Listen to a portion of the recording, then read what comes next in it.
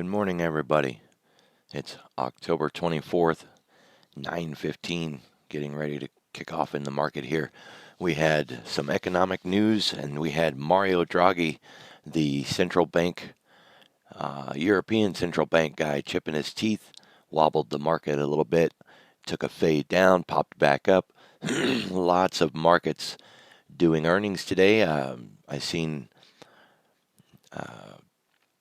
quite a few that were popping, and then there's also just a couple markets that were moving around. Tesla, Netflix. There's a power outage, so PCG getting hit pretty hard in the pre-market. We are 15 minutes to the bell. I'm going to get a sound check here.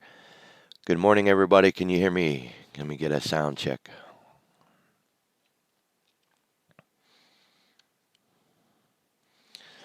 All right, so if you don't know, we've been running a promotion on the week, free black box stocks, no credit card required. If you go over to the day trade room, you'll find the link in the alerts section. Click on that. It'll tell you the password. It'll tell you the email address. You punch it in, you're good to go. We have been running this all week, and it's not restricted. It's the full black box stocks. They do have like their own Twitter feed and chat room and Discord, which I don't think you get access to that unless you're a quote full member. But I do have to say that I've been using this during the week, and although I like their Twitter alerts for the non-members, this is absolutely amazing. You can hunt for what it is that you're looking for, or you can just have it set to give you an alert for whatever pops up. And you can turn the scanner down, give it a price range. You can do all kinds of stuff with this. It's a pretty impressive service, and if trading equity products is your thing and you're always looking for the next thing to put a trade on, this would be a good way to go. I don't really like those places that want to spoon feed you a trade, um, but this is just pointing out products that are moving, kind of giving you a heads up maybe before they really pop. And if you don't quite have a strong grasp of how to use um, unusual options activity or blocks or sweeps or that kind of stuff, Creed has done a video on this, and the company Black Box Stocks has done a lot of videos on this. So don't let the fact that you don't know how to use it hold you back. I haven't taken the time to bother learning how to use any of it, and I just watch the alerts that pop up. I've I've been really impressed with it myself. So we have had a bit of news this morning. PG&E uh, grayed out California's power system again because of a threat of wildfire. So their market took a tumble.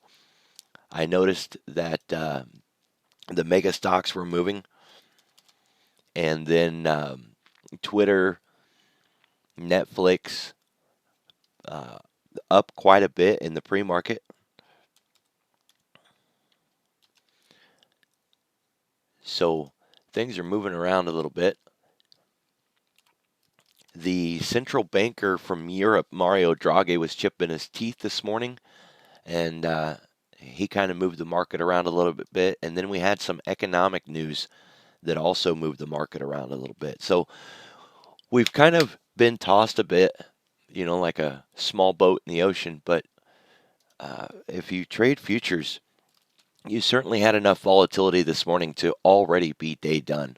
I don't see any reason that you wouldn't be day done by now if you were trading futures, which means the rest of the day is just your opportunity to maybe trade some options or hang out with the family, take the time to learn something new. I did make the newest in-queue video. I tried to load it over the weekend, and YouTube wants to argue with me and tell me that it's already loaded, which it's not.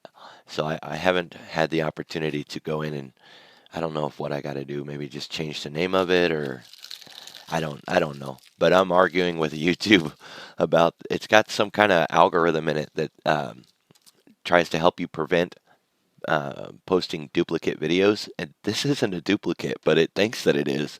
It's very frustrating. I don't know what to do with it yet, but I do have video too, and it looks like there's going to be about 4 in the series. The reason for that is very simple. A strategy to scalp is different than a strategy to day trade, which is different than a strategy to swing trade. And so every one of those kind of needs their own videos. I'm not a huge fan of scalping with micros. I mean, I'm not, but that doesn't mean we can't do it. The strategy for scalping is going to pretty much help you in any kind of scalping, whether you're doing shares or options or futures. Uh, the criteria in the setup is universal across the board. I have had long conversations with people about, quote, what a scalp is. And if you go over to Investopedia, that way everybody kind of has the same definition in mind when we use those kind of words. Uh, that way, I've had swing traders tell me that any day trade is a scalp, and that's just not true at all. It's definitely not how I see it. That's not how Investopedia sees it. Uh, but we can call it whatever we want, right? It's just we could call it chicken noodle soup if we want to.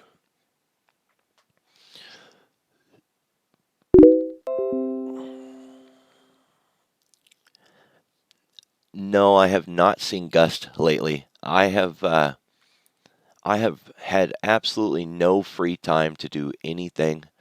I used to hang out here in the evenings, maybe turn on the live stream and hang out in the room and chit chat with people. And I I have been hearing a clock ticking in my head, and it seems like I am just running to the next thing and the next thing and the next thing and the next. I have had no time to do anything, and I certainly haven't had the opportunity to hang out in here other than when I'm streaming, and I haven't seen him.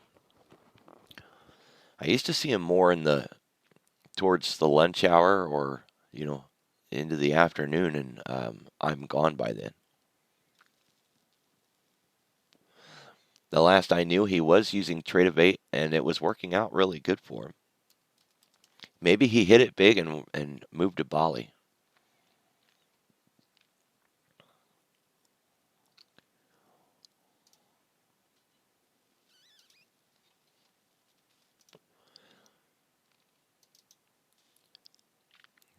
So I have been loading my indicators into the Discord, and of course, whenever I say Discord, I've got to say the disclaimer: the Bullish Bears does not have and will not be getting Discord. So don't ask. Don't send out emails saying, "Ooh, when are we getting a Discord?" We're not. We're not getting a Discord. But I have one, and it's loaded with Bullish Bears members, and uh, it's not a trade alert service. There's no call outs, there's no watch lists, there's no market perspective. There's nothing in there except stuff that you could find for free on the internet. Uh, I've been unloading my Thinkorswim codes into this thing because I've got over 1,000 indicators, and my Thinkorswim is just laggy. So as I've been putting them in here, I've been deleting them out of my platform. There are some that are, you know, eh, kind of okay, and then there's some that are kind of really spectacular. Uh, take the opportunity to go in and look around. You might find an indicator you like. I've also got some scanning started. If you scroll down far enough, you will see that there are media alerts. All this is doing is monitoring free Twitter accounts. There's no listed Twitter in here. There's no paid for Twitter accounts, but free Twitter alerts. Swing Trade Bots is a program that I pay for, but I don't have like a paid Swing Trade Bot Twitter feed. But um, keeping up on economic news, Twitter is faster than an earthquake. They found out it's fast. So if you're following the right Twitter feed, you can get economic alerts faster than anybody else, right? And it just matters which ones you're following. It can also help you find trade ideas in the morning if you don't know where you want to put your trades today, and and you find something in here that you're reading, then you can get something worth thinking about. So for swing trade bots, I think it was $150 for the whole year, and I mean that's just really cheap. And it uses the criteria that I use for most of my trading. A market above the 200 bouncing off the 50 in a trending market. And then it also has like Bollinger Band walks or Gilligan Island. It actually scans with strategy criteria, which I really like. And since it tells you what the criteria is that it's scanning, I've been trying to incorporate those into Thinkorswim codes so that we actually have indicators and scanners that'll do the work for us so that none of us have to go pay for swing trade bots, right? We'll just let Thinkorswim do the work for us. But I'm just so busy I haven't got to it. What I did do is I started taking a couple of pictures of what the code was or what the criteria is. So like the 1234 non-ADX, this is right off of the Swing Trade Bot website. That is the criteria, right? Very clean, very simple, very direct, including your stop and everything else. So, Mad, my Discord should be found in the room drive here.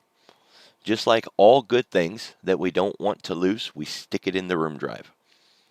And since I don't want to keep punching out invites every time I mention my Discord, I just stuck a text document in there with the Discord link. And like I said, there's nothing in here that you couldn't find for free on the web, right? Maybe the indicators, maybe, but I mean, most of these I found for free too. So it's not like you're gonna find any special indicator in here other than maybe something I built because I couldn't find it anywhere else. But I cover a lot of things in here. Price actions, swing trade strategies, options education. Only the free stuff though.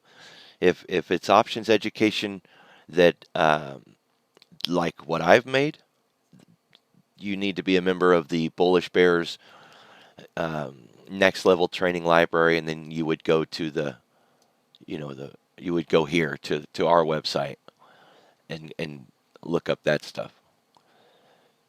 But one thing that I was finding was that new traders, even though you can find a lot of stuff on the internet for free, if you don't know what to search for, you're not going to find it.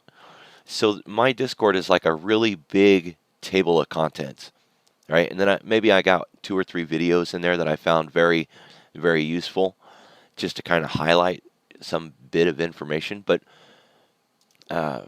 it just makes things really easy. So like if you're new and you don't even know where to start, you don't even know what to look at, you can go in there and it just kind of lists things that could be useful for you. 5-minute warning before the bell. Everything is popping really sharp this morning. The economic data, it seemed to wobble a little bit. It was either that or Mario Draghi, and they both came out at the same time, like he was chipping his teeth to reporters at the same time that we had economic data come out. And I was busy, so I didn't catch which was which. But we did get a bit of a wobble. That's that fade down here from the high. And you can see that I'm on SPY instead of the ES, but you can see we popped right back up into that high. And we're testing the Globex high a day now. I would expect a bit of a fade at the open, but we have no indication that the market is headed down today. Right? There's nothing other than the fact that we're sitting right up there at the highs again. There's nothing pointing to a down day in the market. Even the big names, I don't think we had any big misses on the blue chip companies. We can check when the market opens. We'll start with the Dow. Of course, it doesn't do us any good right now. It's not. It only works with the bell. Matt, it's good to see you. I haven't seen you this early in the morning. What kicked you out of bed?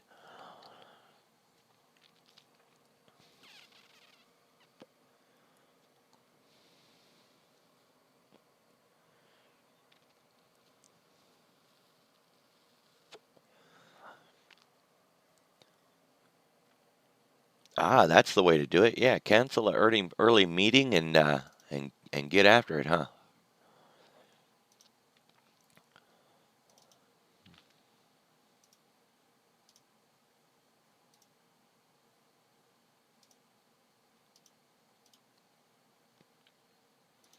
So the way that I've been playing uh, these swing trades lately is I've only been taking them from the highs and from the low. No, I haven't put any real futures content in there yet. Um,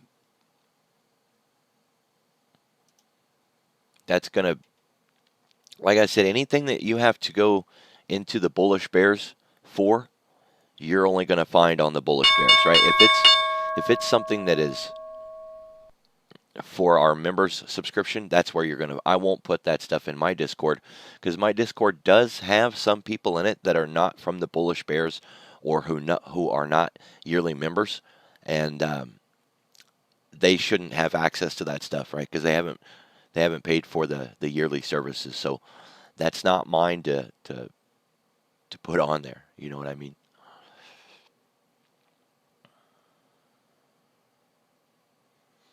So we did get the bell. Jump on over to Market Watch. One market, one market, 3M, and that's not a surprise, right? If you guys keep track of what's been going on in the news, uh, I had a nice play the last time 3M had earnings, but then I hadn't really dealt with it since then. I took my win and moved on.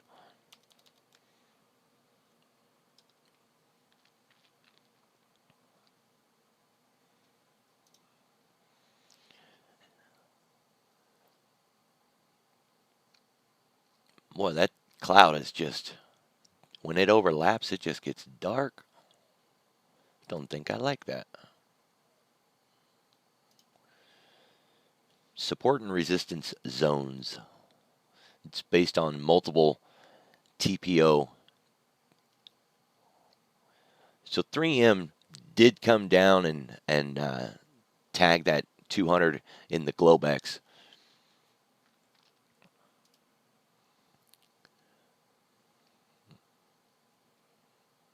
You can see that it gapped down through the bottom of its price structure. I'd like to see it find that 50 today.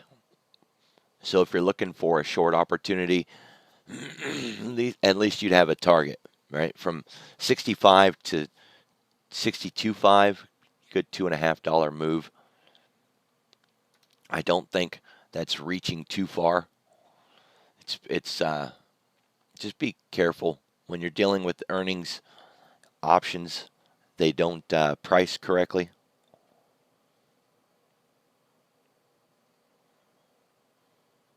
Next level, the next level training library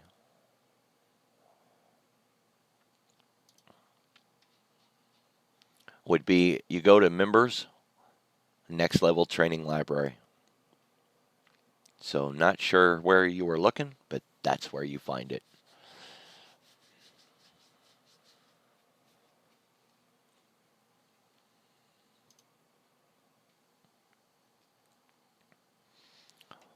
All right, so we called 62.5 on this.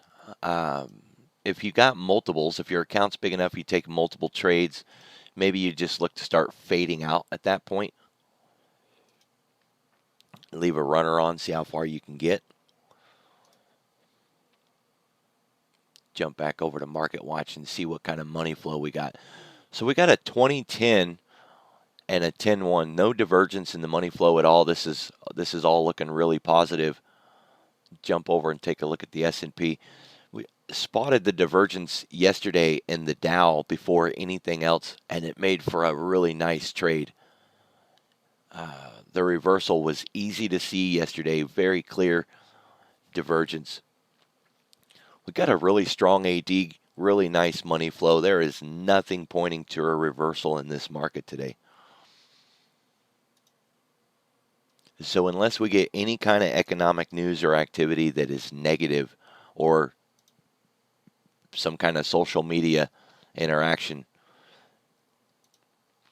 we should have a very good day. We need to see this is closing the gap. One way you can see that easier is to turn off the extended hours. So you can see we gapped up a lot. And it makes sense that we're now looking at a negative market, right? People are taking profits.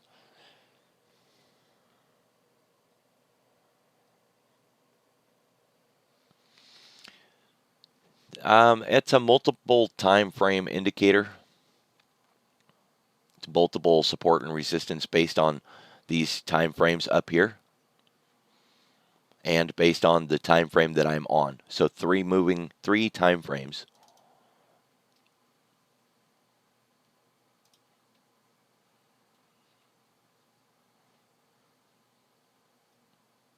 Typically, if I'm on the 2-minute, then I'll set it for like a 5 and a 10 or a 10 and a 15. And that way I'm seeing my own time frames, S&R, and then maybe a 5 and a 10. Then if you run like a TSID or something, I've already taken it out. True Strength Index with like a CCI multiple time frame, get some, decent support and resistance lines drawn up.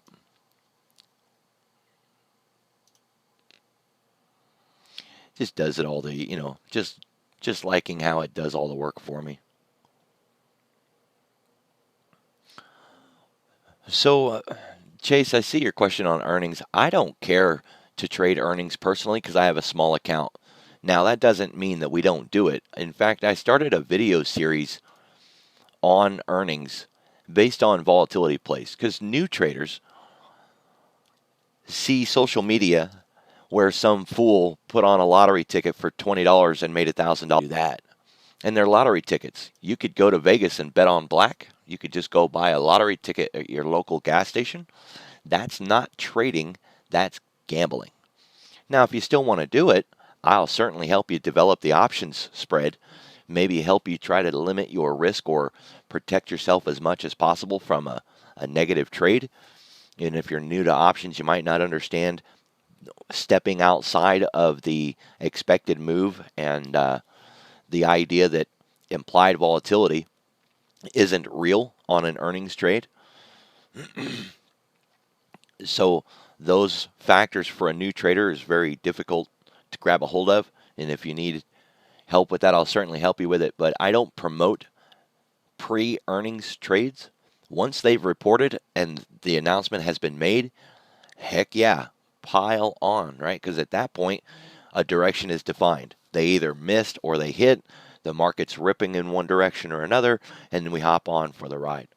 So if you'd like to put on a trade in any market, let me know. I'll help you develop it. And it doesn't necessarily have to be earnings based or not.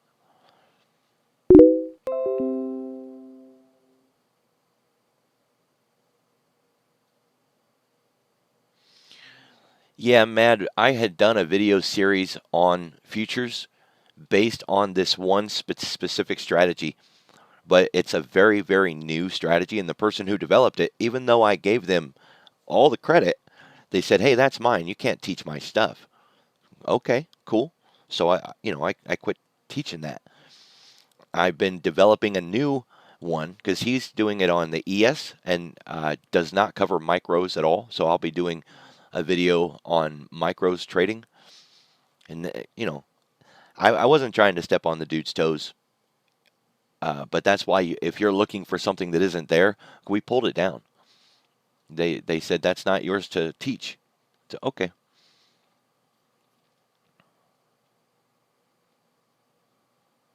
I do like my calendar spreads, but putting them on over earnings doesn't make a lot of sense. Calendars are a low volatility trade.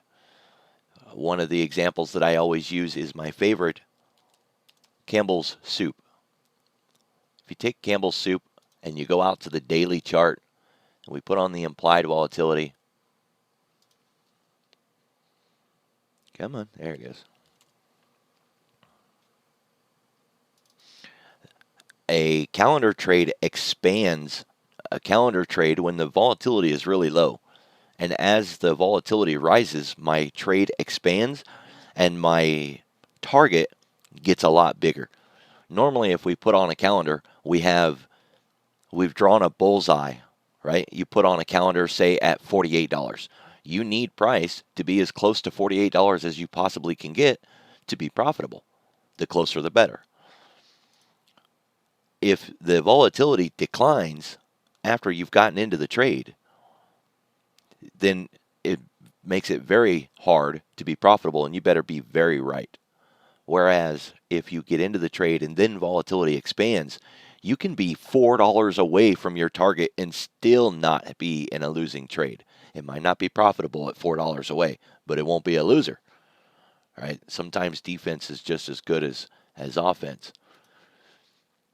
And being able to understand that expansion in volatility and to be able to see where your edge is at in the trade, that's what helps us define our win versus just throwing on a random trade because it fit our price range, which I see people do a lot. Like yesterday, there was somebody trading out of the money spreads 2 weeks out on a day trade. I said, what are you doing? Well, it's what I could afford. But that's a handicapped trade. You're almost asking to lose at that point. Well, it's what I could afford. If that's what you could afford, don't do the trade because you're pretty much guaranteeing a losing trade. That's only a trade I could afford to lose, right? It just didn't make any sense. So we want to put on trades that give us some edge somewhere. And there's absolutely nothing wrong with being lucky. I think we all get lucky at some point.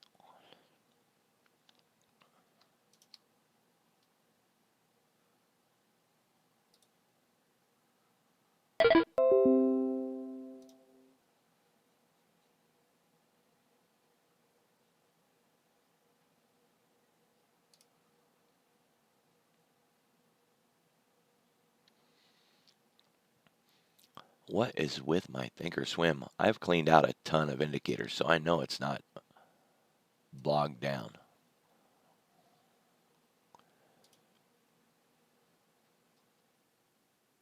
Let's see what we got here. The November 8. So we could turn off the November 1.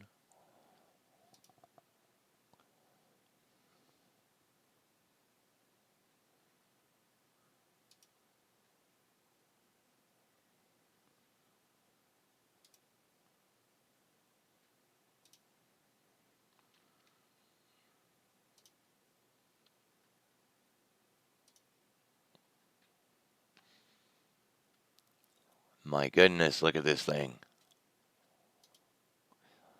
And this is my live account, which has like 9 indicators in it. So I definitely know it's not that. So one really easy way to see the expansion in the implied volatility is look at the max here. If I just stop my mouse, it's $59, right? That's that red line. It kind of peaks the tent around $59. But if we change the implied volatility, and we'll just vol step,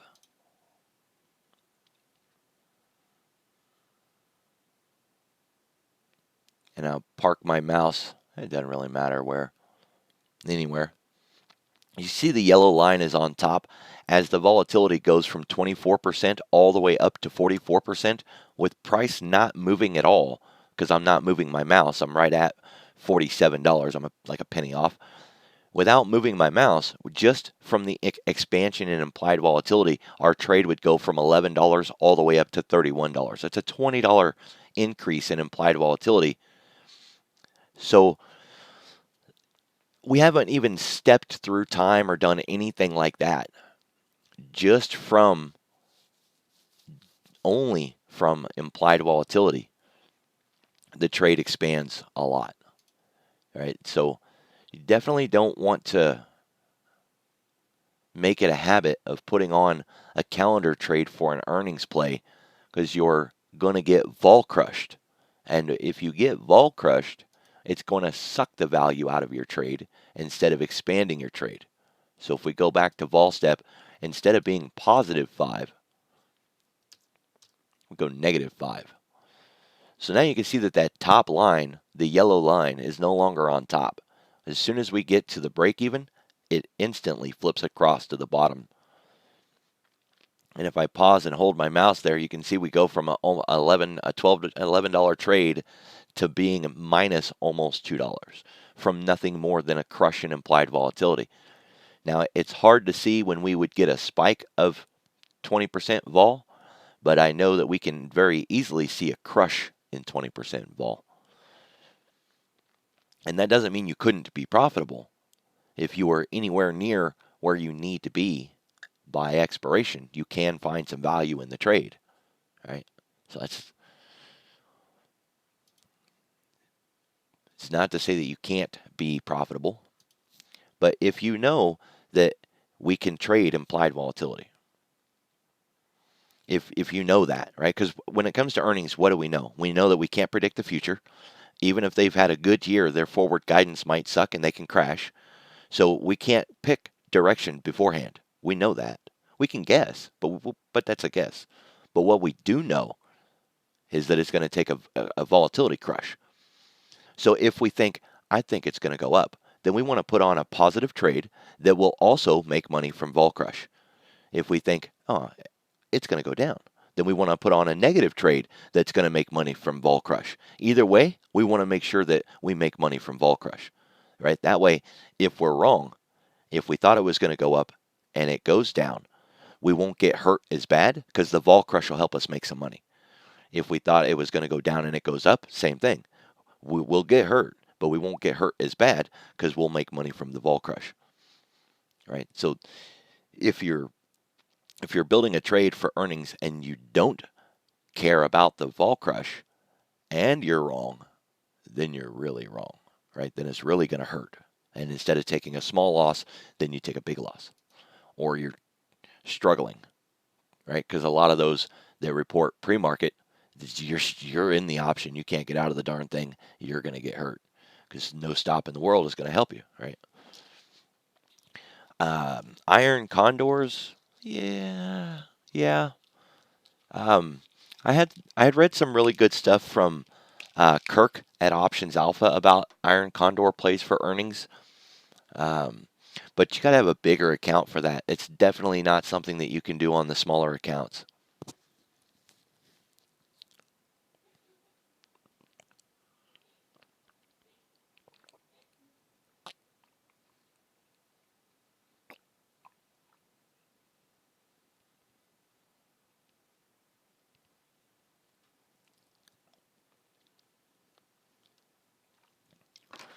So in your trades, you shouldn't wait for a reversal.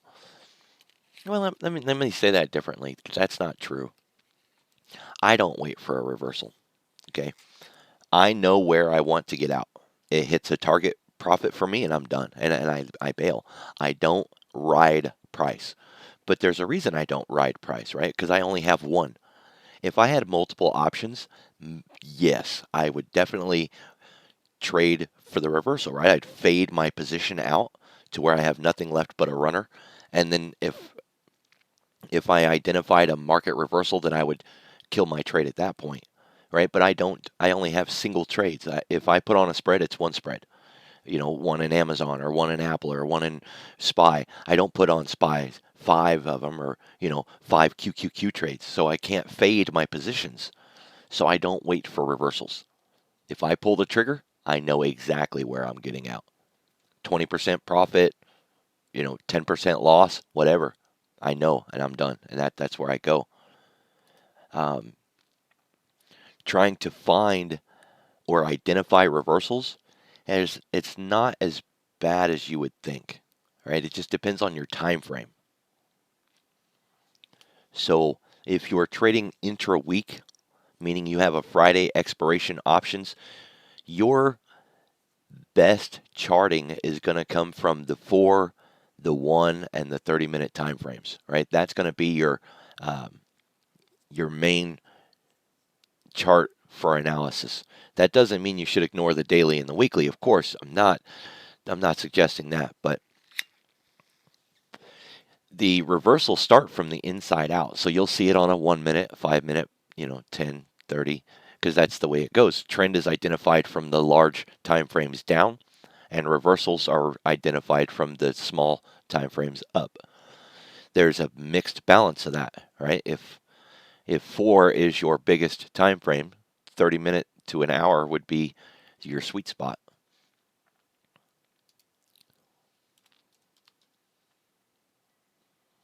Now, one thing that I had been pointing out to somebody yesterday, we were talking about Costco. And Costco had already made its pop, or Walmart had already made its pop. We were looking at Costco, Target, and Walmart. They're all three the same industry, fits in the same sector. One of them had already popped, one was forming a wedge, and one was just sitting in the bottom of a bear flag and had not popped. And they were wanting to put on the trade. So we went in and we looked at the options. One of those has a $2.50 wide strike price.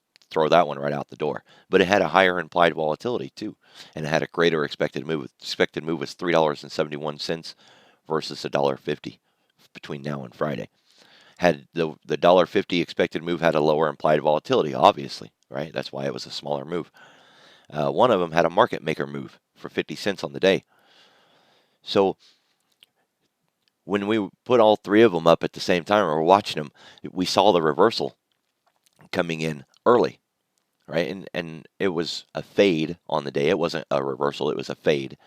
But we saw it early by being able to identify it. You see, see there, right? So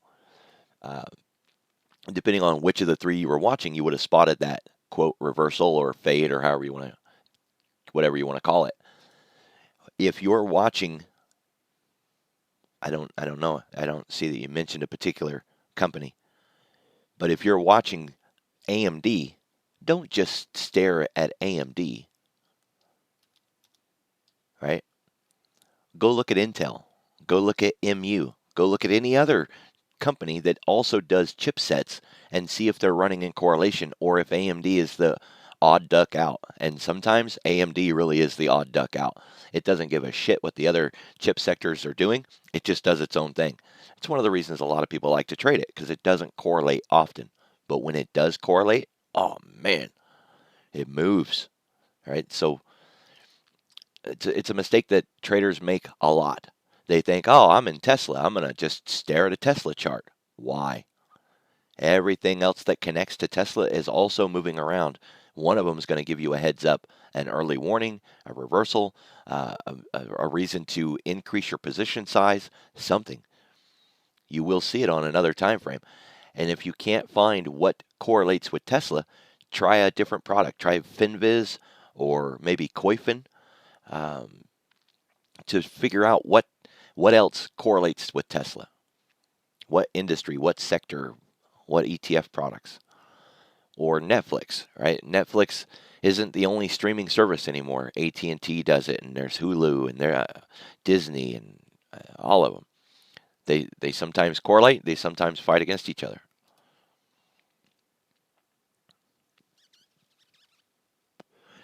As for the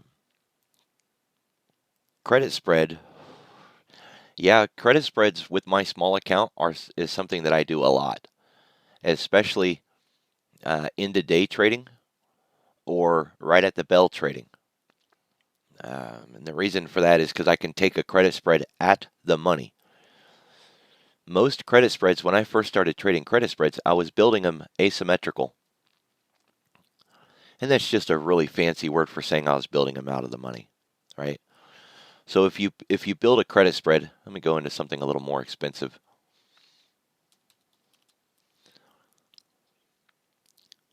Normally they say build it out of the money, go far enough away to avoid the expected move, and then 45 to 60 days out. Well, that's all well and good, but in a small account, I need quick turnaround, right? I can't have my money tied up for 40 days in one trade because I won't have anything else to trade for 40 days.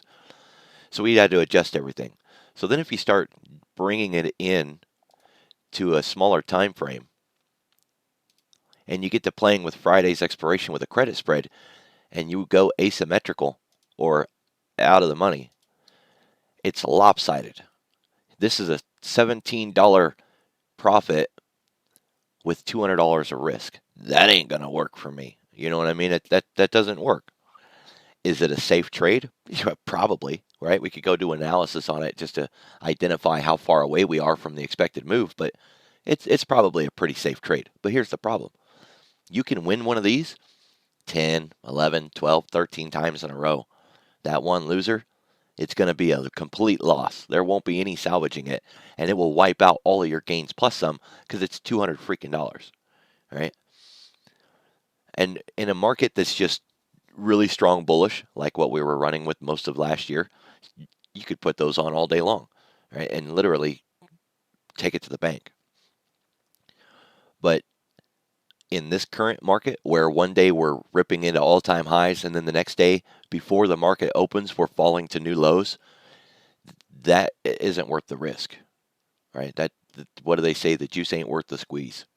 So that don't work. But if you go a little closer to the money, now here's a $1 trade and I'm getting 50 cents for it. That's a 50-50 trade. I'll take that. My odds of being profitable only from looking at the options is 50%. I can increase my probability of profit by catching the move at the bell. Notice Microsoft is up $2. If I had intended to trade Microsoft at the bell, just from seeing how it reacted during the Globex, then my trade would already had moved $2. Actually, if I'd have caught it at the bell, we'd be right back down, right? It's up $2 on the day only because of the move up.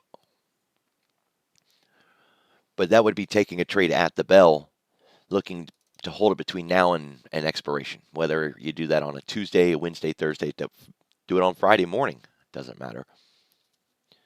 That would be, it's a more aggressive trade, but you're getting more credit for it. It's worth the risk because if you take a credit spread at the money, you can actually use a stop. You can salvage your loss if you're wrong. Say I go in right now and pull the trigger on Microsoft. If I'm wrong, I might lose $10 or $12, but I'm not going to lose the whole $100. I'm okay with that. You know what I mean? That's okay. But if I was to build it out of the money way up here and I'm wrong, there's not going to be much salvage to that. They're pretty much screwed. Right? So, yeah, I'm comfortable with that with my small account. But see, Wednesdays and Thursdays and Fridays, especially Thursdays and Fridays, we can really start getting into the gamma plays. So, and for small accounts, gamma plays are a really nice way to do business.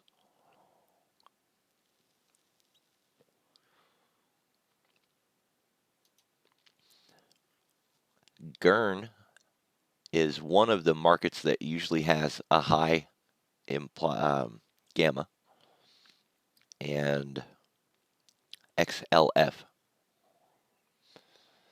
And I was actually running XLF often enough that I ended up with shares of stock. I went ahead and didn't close the option, which worked out really nice.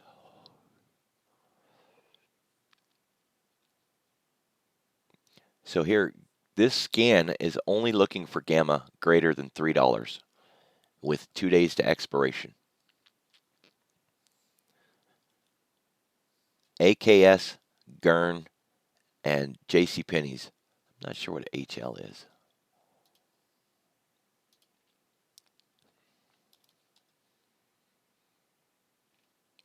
Whoa, that's a mess.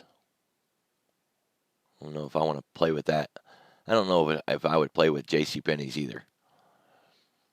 But Gurn and XLF, which XLF isn't on the list, it probably won't be until tomorrow. I don't think you want to mess with AKS either. It's a bit of a mess.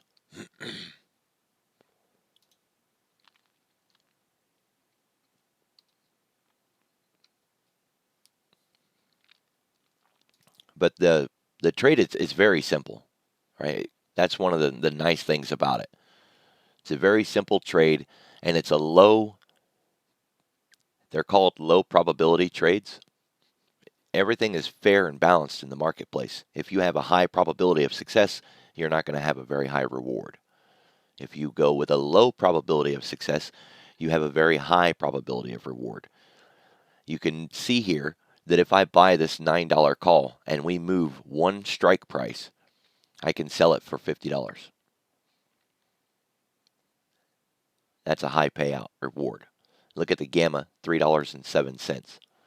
That's where we're getting our strike price shift. Same thing from over here. If I buy this put for $3, I can sell it for $43. You can play it either direction.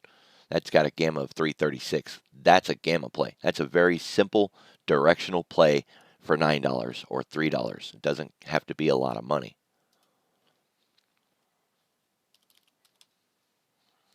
Now, I'm not a big fan of playing with these really cheap ones, but these plays are there. You can do these. And, what are you risking if you're wrong? Well, hell, if you're wrong, you're going to lose $5. All right, I can deal with that. You know what I mean? I don't like to lose, but it's not going to break my account. Even my small account, it's not going to break my account. You know what I mean? But I'd rather wait, say, for tomorrow for XLF.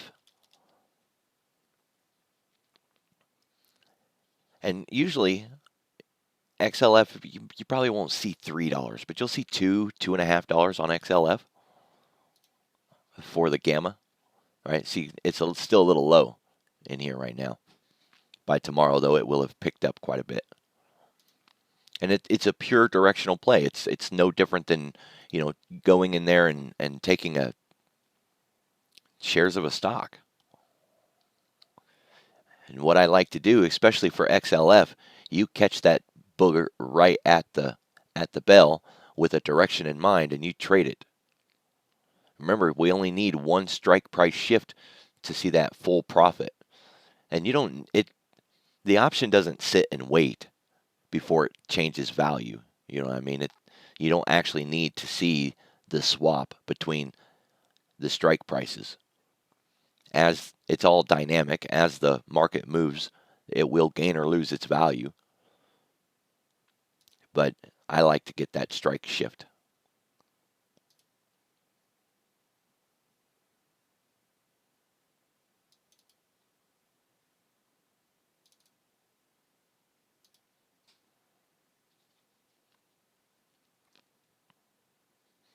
Look at that, 300%.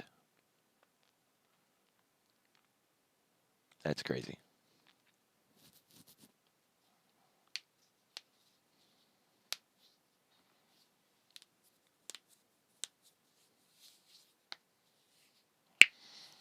No, not necessarily. For me, I always know where I'm getting out, right? Kind of like I was saying earlier. So for me, if I got in at $10, and I wouldn't get too greedy. 250% would probably be more than enough for me, and I would bail out. So I'd be getting out somewhere in the 30s, right? And I'm okay with that. I wouldn't necessarily wait for the full strike, especially XLF. That sucker moves as much in the overnight as it does in the daytime, you know. So unless you're gonna have to come up with a strategy for it. But the idea is taking a low probability trade based on pure direction with very little risk and a very high payout.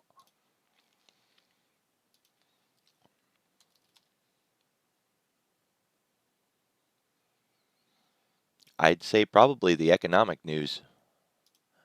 I know the central bankers were chipping their teeth.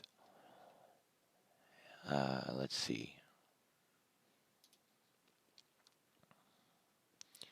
Market manufacturing PMI numbers 51.5. It was estimated to be 59, and the previous was 51.1. That's good, so that shouldn't have hurt. Services 51. Estimated was 51. Previous was 50. That's good, so I don't know. That shouldn't have hurt. And then the composite PMI numbers 51.2. Previous was 51.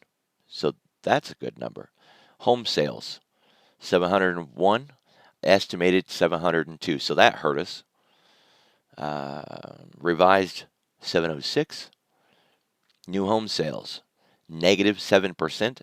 Estimated was negative 1.6. So it's less than the estimated negativity. That's the only two that I could see that would have given us any pressure to the downside. Now, like I was saying, Mario Draghi was chipping his teeth earlier, but we should have been past that already. That was a downward pressure earlier in the day, and then it came back up. That was right in this area. We are still dumping.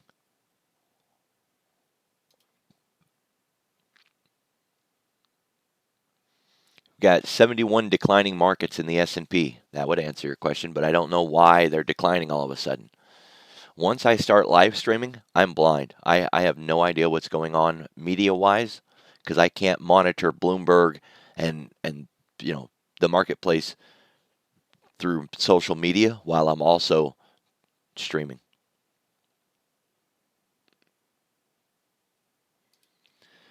If you are still in a VIX spread and haven't taken profit, I really got to ask, how come you haven't taken profit?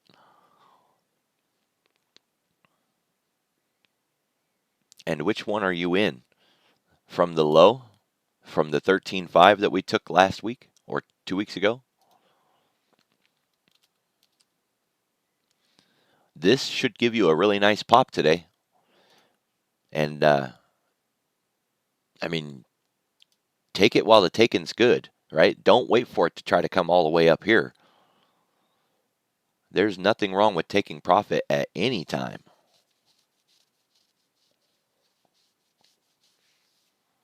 Hopefully, you guys have heard me talk about when the VIX crosses below 14, for me 13, because I want to run more aggressive than that.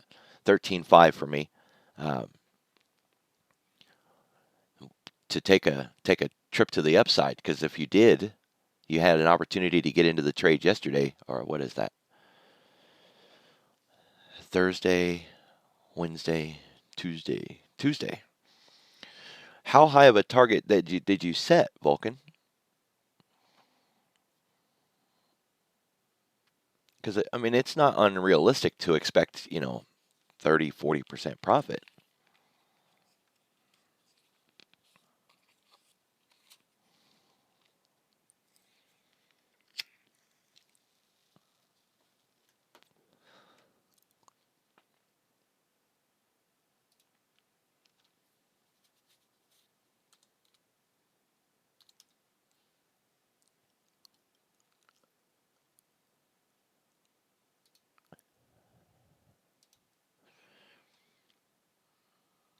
Hmm. I don't run on dollar amounts. My brain don't run that way. Not to say you're doing it wrong. If that's the way your brain works, then definitely do that.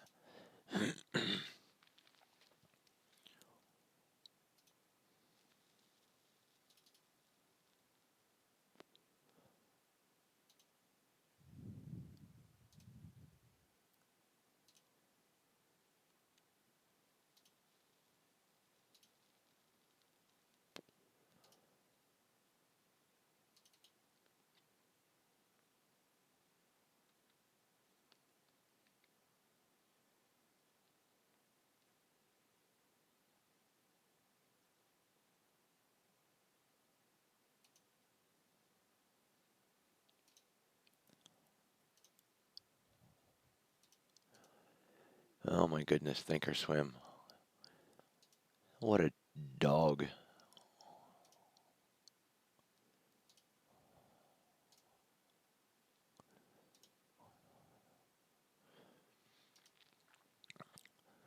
So yeah, if you give it a little bit of perspective, we've been pushing against these highs on the S&P, the Nasdaq. It's why I threw out that QQQ trade the other day. We took uh, a bearish call credit spread the other day, and in that rally yesterday, people were getting a little skittish and wanting to close, and just trying to convince people to hang on. There's no reason to think that this market's going to keep this top. And I was trying to tell people not to go long yesterday unless they were going to close it by the end of the day. Because look, we keep failing to break out here. Yes, sooner or later we're going to, but it's going to take some real economic news to do that. But on the VIX, when the market keeps flirting with these highs like this, and look, we've been pretty positive since the first week of October, keeps that VIX real low. Now, we went 60 days out in the VIX, so you definitely have time. If you close it now, you'll get profit, right? So there's nothing wrong with taking profit, and I'll never try to talk you out of doing that. But we haven't had our downturn yet. And we might not. This thing could explode to all new highs and run to the moon. I can't predict the future, but I would suggest that this is headed back down, right? Because that's what we've been doing. It's what we continue to do. And that's how I've been putting on most of my trades. And it doesn't matter what it is, right? This is exactly what I've been doing. Instead of trading the breakouts, I've been trading the fake outs, taking it the other direction. When it's going into the highs, selling strength, buying weakness. It's been working out really good. So if you're nervous and you're in the green, close it, take profit, and be happy with it. Don't poo-poo the idea that you didn't get as much as maybe you could have, because that's the wrong way to look at it, right? Um, of course you want it to drop already. That's where you'd get your profit. But don't talk yourself out of profits. But uh, me, I want to wait. I want to wait and see SPY come back down and test that 290, 292 range. And I think that'd be a nice move in the VIX when we see that.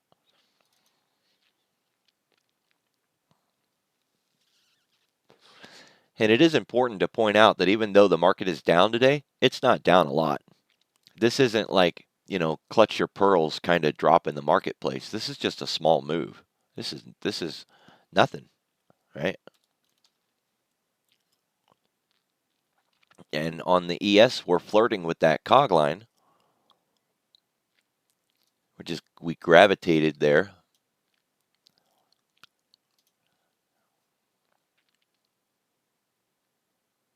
We definitely have an opportunity to trade. Like I said, if you weren't done by the bell, which I'm already day done, if you weren't day done by the bell, you definitely had an opportunity here to trade the waterfall. Not quite a waterfall, but a good, strong trend to the downside.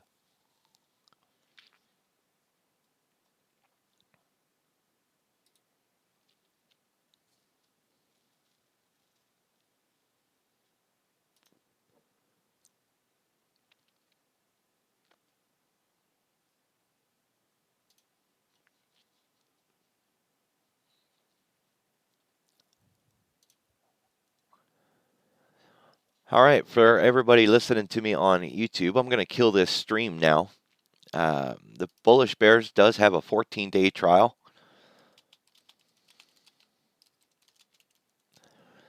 So you can come on by and sign up for the 14-day trial. Come into the chat room, give a shout out, take a look around. We got a ton of educational content on YouTube as well. So if you search for anything with the words Bullish Bears in front of it, you should find some content. Look forward to seeing you there.